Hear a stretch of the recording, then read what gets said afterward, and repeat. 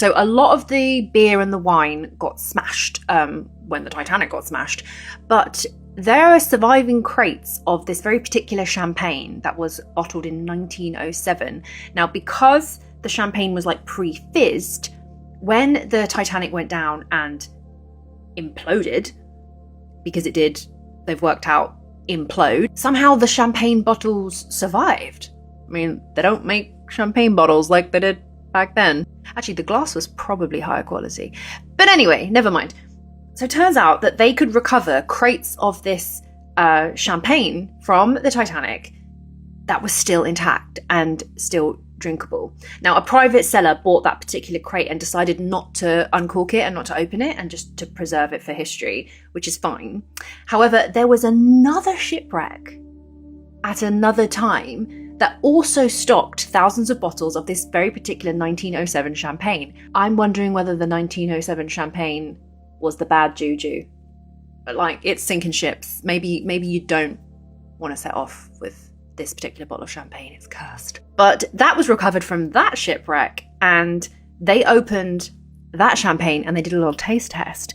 And instead of it being like disgustingly gross, like 100 years later, somehow it being on the bottom of the ocean for like a while had like chilled it, matured it, and the champagne was amazing.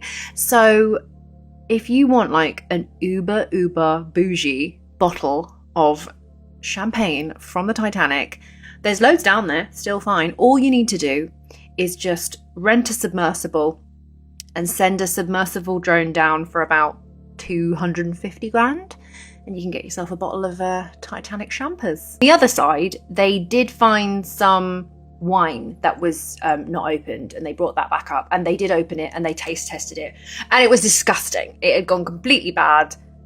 It was grey. I don't even know why somebody would want to taste test grey wine.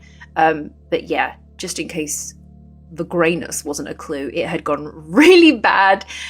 So the wine is not drinkable. Another really cool design feature that I didn't know about the Titanic was it had a double hull. It had a double bottom. So they decided to build this steel, obviously got the hull of the ship, the bottom of the ship, but they built a few feet up, left a block of air and built a second hull. So the skeleton at the bottom of the ship, doubly strong. I wish they'd done it up around the sides as well. Can you imagine? Because the purpose of that is that if anything scraped and made a hole in the bottom of the boat, it's okay. It's not a massive disaster, because that few feet of air between the bottom hull and the second safety hull, it would have just filled with water and you can crack on sailing.